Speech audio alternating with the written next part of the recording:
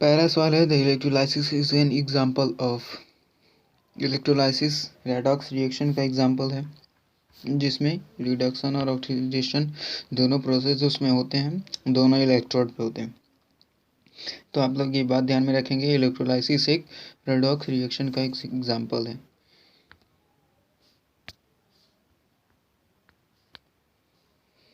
अब आगे बढ़ते हैं हम लोग। दूसरा सवाल है, process of formation of ion from molecule which are not in ionic state. उस प्रोसेस को क्या कहते हैं जिसमें से आयन मॉलिक्यूल में से आयन को बनाया जाता हो। तो उस प्रोसेस को हम लोग आयोनाइजेशन कहते हैं। Ionization means making ion. Ionization means making ion. तो इसका राइट आंसर हो जाएगा option number B, the process of formation of ion from molecule which are not in ionic state. Option number B is the right answer of this question. चलिए अब हम लोग आगे बढ़ते हैं। तो तीसरा सवाल हमारे पास ये, name the product form at anode during electrolysis of acidified water.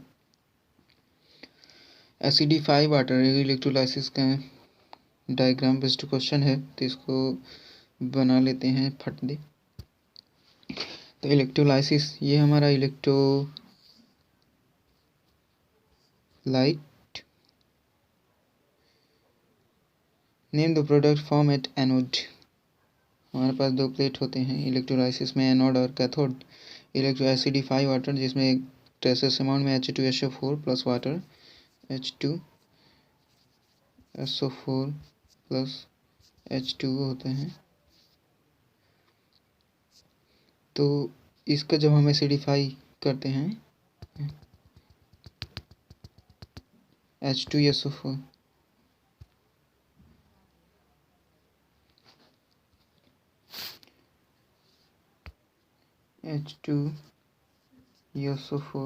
ये डिसोसिएशन में जाता है तो 2H प्लस बनाता है और SO4 2 माइनस। अब वाटर का है, यह भी 2H प्लस और ऑक्सीजन बनाता है O2 माइनस। तो यहाँ पे अब हमारी बात आता है एनोड पे। तो एनोड के कौन सा चार्ज का होता है, तो एनोड पॉजिटिव चार्ज का होता है। एनोड जो प्लेट होता है वो पॉजिटिव चार्ज का होता है। तो पॉजिटिव निगेटिव को अट्रैक्ट करेगा। तो यहाँ पे हमारे पास दो हैं, सल्फेट और ऑक्सीजन।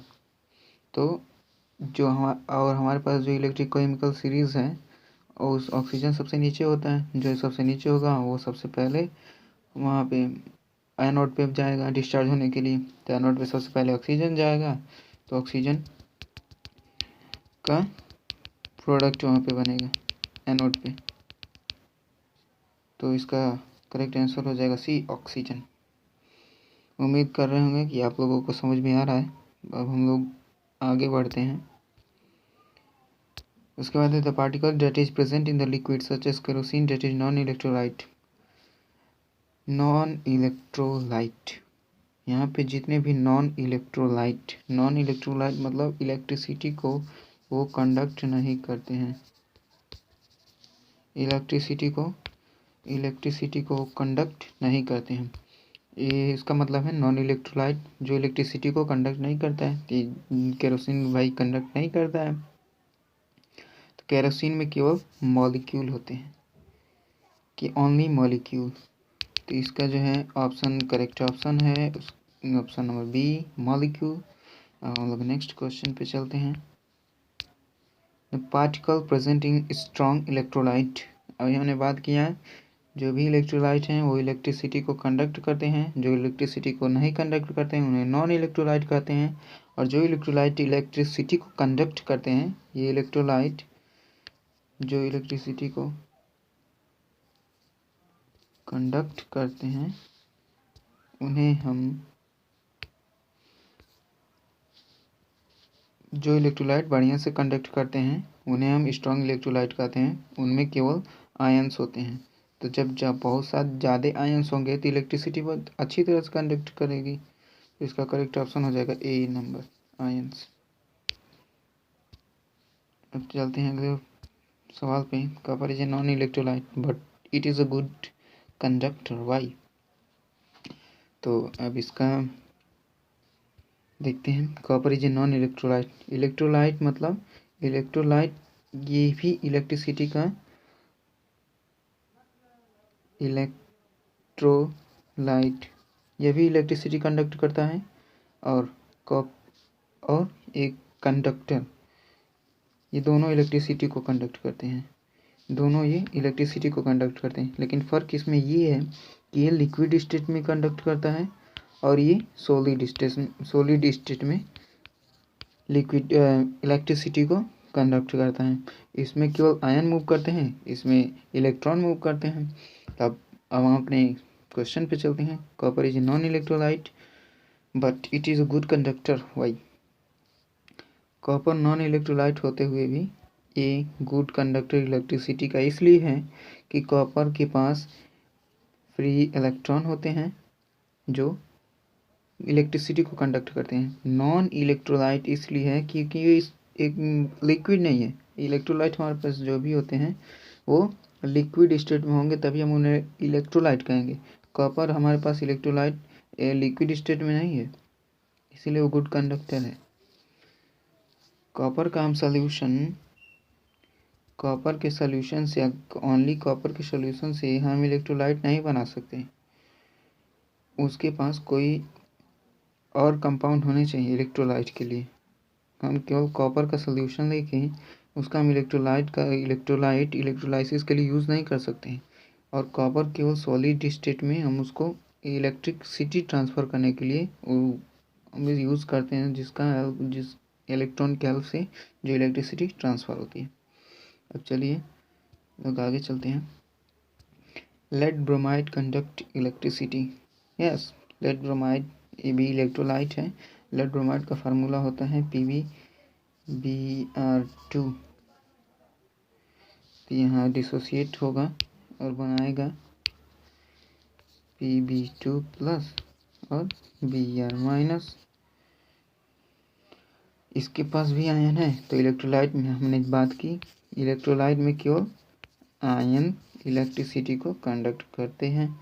और भी अब जिसमें हम इसको ऐसे ही थोड़ी ना PbBr2 और एक्वस में जाएगा, या अगर हम किसी सॉल्यूशन में अगर नहीं डिसॉल्व करते हैं तो ये इसके पास एक पॉजिटिव एक नेगेटिव है।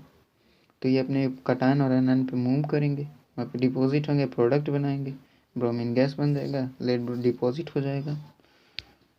चलते हैं आगे बढ़ते हैं। ऑक्सीडेशन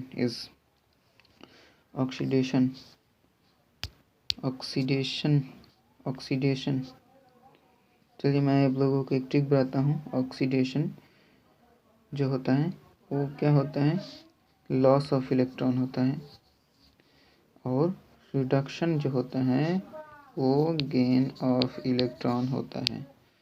ऑक्सीडेशन अब आप याद रखिएगा, oxidation is loss of electron, reduction is gain of electron. OIL LIG, oxidation is loss of electron, reduction is gain of electron.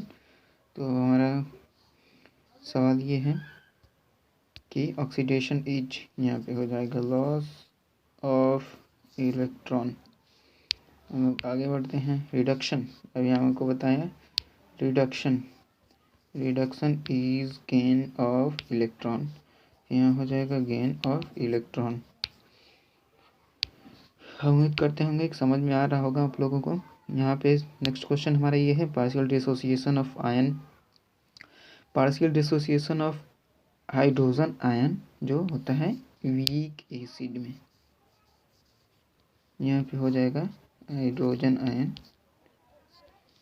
Partial dissociation of hydrogen ion in weak acid में होता है। Strong acid में partial dissociation नहीं होता है, यहाँ पे completely dissociation होता है हाइड्रोजन आयन का, completely dissociation of hydrogen ion.